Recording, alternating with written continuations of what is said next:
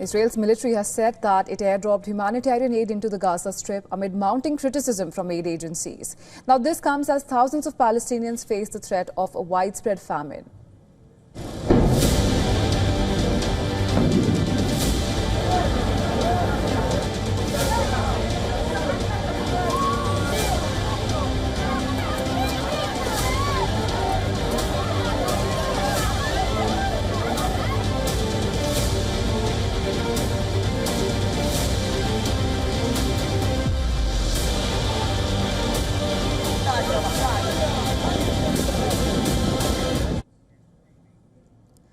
The Israeli military in a telegram post said that it carried out an airdrop of humanitarian aid as part of the ongoing efforts to allow and facilitate the entry of aid into the Gaza Strip.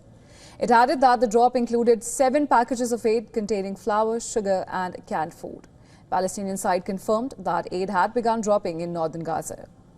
The military also said in a separate statement that designated humanitarian corridors would be established to enable the safe movement of United Nations convoys delivering aid to the Gaza population, and that humanitarian pauses would be implemented in densely populated areas.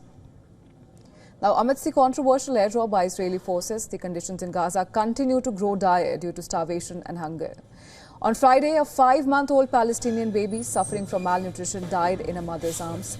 The death of Zainab Abu Halib occurred due to starvation after 21 months of Israeli restrictions on aid. The baby was brought to the pediatric department of Nasser Hospital on the same day, as she became one of the enclave's latest hunger victims. My 5-month-old daughter died of malnutrition due to a lack of baby formula, the closure of the crossing, and the ban on the entry of baby formula. With my daughter's death, many will follow. Their names are on a list that no one looks at. They are just names and numbers. We are just numbers. Our children, whom we carried for 9 months and then gave birth to, have become just numbers. Meanwhile, Israeli forces boarded an activist boat trying to reach Gaza with aid on Saturday night. Live-streamed video showed Israeli troops holding the Handala around midnight local time. Before being intercepted by Israeli troops, crew members of the Handala with pro-Palestinian activist troop Freedom Flotilla tried to communicate with the Navy, demanding that they stand down. They also asked for the well-being of every civilian on the boat sailing towards Gaza.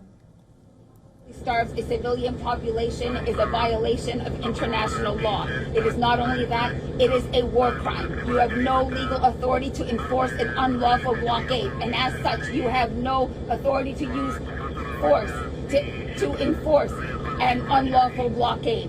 Therefore, we demand that you stand down. You are responsible for the well-being of every civilian on board this vessel. On its X account, the Israeli Foreign Ministry confirmed that the Navy had stopped the vessel from illegally entering the maritime zone of the coast of Gaza. According to the statement, the passengers were safe and the boat was on its way to the shores of Israel. The Freedom Flotilla coalition, group behind the action, said that the vessel was carrying humanitarian aid supplies and that it had been violently intercepted by the Israeli military in international waters. Parallel to this, Gaza's health authorities have updated the Palestinian death toll in the Gaza Strip, raising it to 59,733, with 144,477 injured since the conflict began in October 2023. The statement further said that in the past 24 hours alone, Israeli military operations in the enclave claimed 57 lives and injured 512 others, including 29 people who were trying to access aid.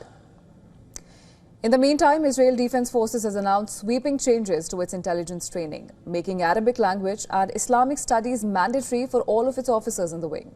According to reports, the changes come in response to an intelligence failure that occurred around the attacks of October 7, 2023.